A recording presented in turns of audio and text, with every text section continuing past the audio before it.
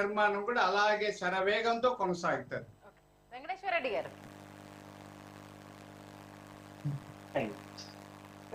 వినిపిస్తుందా? వినిపిస్తుందండి, వినిపిస్తాను. ఓకే, మీరే మాట్లాడాలి. మీకు చర్చలో పాల్గొంటున్నటువంటి పెద్దలు డాక్టర్ సుధాకర్ రెడ్డి గారు, అదే బండారు రామ్మోహన్ రావు గారికి నమస్కారం తెలియజేస్తూ వీక్షకులకు నమస్కారం. అయితే గౌరవ ప్రధాని శ్రీ నరేంద్ర మోడీ గారు ఈరోజు రేపటి కార్యక్రమానికి ఆంధ్రప్రదేశ్ కి వస్తున్న సందర్భంగా వారికి ఆంధ్రప్రదేశ్ ప్రజల తరఫున, భారతీయ జనతా పార్టీ తరఫున వారికి స్వాగతం, సుస్వాగతం.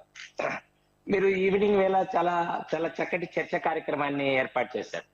మనం ఒక 2-3 విషయాలు ఈ సందర్భంగా మనం చర్చించుకోవాల్సి వస్తుంది. మొదటిది వచ్చేసి, ఎవరైతే నరేంద్ర మోడీ గారు ఈ రాష్ట్రానికి ఏం చేశారని చెప్పేవారికి, వారికి ఆంధ్రప్రదేశ్ లో శ్రీకాకుళం దగ్గర నుంచి హిందూపురం వరకు ఏదైతే జాతీయ స్థాయిలో ఉన్నటువంటి విద్యా సంస్థలను ఏర్పాటు చేయడంలో కానీ, జాతీయ రహదారులు కానీ, తర్వాత కర్నూలు లాంటి నగరంలో ఎయిర్పోర్ట్ కానీ, ఇటువంటివంతా కనిపిస్తుంది.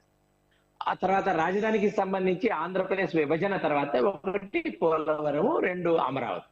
పోలవరం జాతీయ ప్రాజెక్టు, దానికి కేంద్ర ప్రభుత్వం అన్ని రకాల సహాయ సహకారాలు అందిస్తూ ముందుకు తీసుకెళ్తా ఉంది, మనం అందరం కూడా గమనిస్తున్నాం. ఇంకా రెండవది అమరావతిని జగన్మోహన్ రెడ్డి గారు 2019 నుంచి 24 మధ్యలో వారి అధికారంలోకి వచ్చిన తర్వాత దానికి అడ్డుపడిన విషయం గురించి మనం మాట్లాడుకున్నట్లయితే, గతంలో ఏదంటే మనకు హైదరాబాద్ ఉమ్మడి రాజధానిగా 10 సంవత్సరాలు ఉన్న సందర్భంలో అమరావతిని శాశ్వత రాజధానిగా గెజిట్ లో ప్రకటించేందుకు టెక్నికల్ గా కొంత ఇబ్బంది ఉన్న సందర్భంలో జగన్మోహన్ రెడ్డి గారు దాన్ని అడ్వాంటేజ్ గా తీసుకొని తాత్కాలిక రాజధాని, తాత్కాలిక నిర్మాణాలు అనే విషయంలో ఆయన 3 రాజధానులు తలకెత్తుకొని కూడా ఏదైతే 2014 నుంచి 19 వరకు చంద్రబాబు నాయుడు గారి ప్రభుత్వాన్ని ఏవైతే మాట్లాడారో, అదే జగన్మోహన్ రెడ్డి గారు 2019 నుంచి 24 మధ్యలో కూడా వారు చేసిన పరిపాలన అసమర్థ పరిపాలన కాలంగానే 2024లో వారికి వ్యతిరేకంగా తీర్పు వచ్చింది, మనం అందరం కూడా గమనించాం.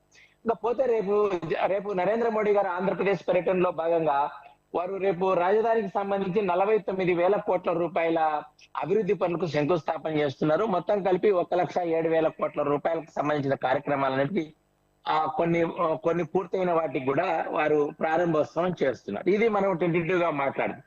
ఇకపోతే కాంగ్రెస్ అధ్యక్షురాలు షర్మిల గారు వారు కూడా మాట్లాడతారు, నేను ఇప్పుడు రాజధానిని సందర్శించాలా, శిలాఫలకం సందర్శించాలని మాట్లాడుతున్నారు. షర్మిల లాంటి వ్యక్తులు కూడా ఈరోజు తెలంగాణలో పిసిసి అధ్యక్షురాలుగా కావాలని ప్రయత్నం చేసి అక్కడ కొత్త పార్టీ పెట్టి ఇక్కడికి వచ్చి నిన్న పెహల్గాం లో జరిగిన సంఘటన